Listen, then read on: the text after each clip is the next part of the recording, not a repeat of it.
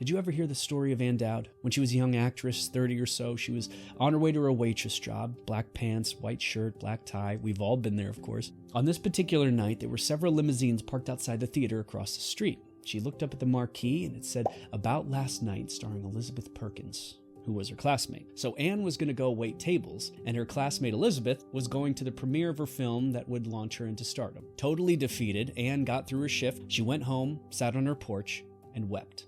She screamed into the night, When will it be my turn?" In the quiet darkness, she said she heard a voice from the inside.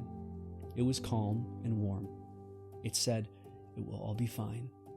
It will all be all right. You will be in your 50s. You will be 56. She said, no. Missing the whole point of the voice, she said, "I'm not waiting until my 50s. I have no intention, so you can take that message and shove it." Well, years later, at 56, she did a film called Compliance, and things shifted tremendously for her as her career took off. Now, this is Anne's story, not yours. Things may start for you earlier or later, or maybe it'll be some long, consistent run. But for Anne's story, a question that we should ponder is, what did she do between 30 and 56?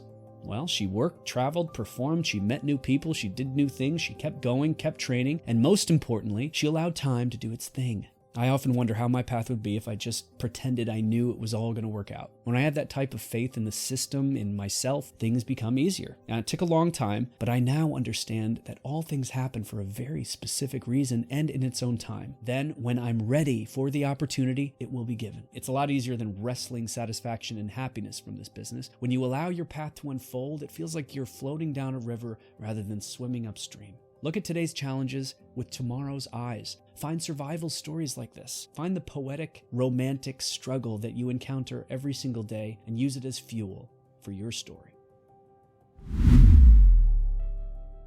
Thanks for watching. Please like the video and subscribe to our channel for more acting tips by real working actors.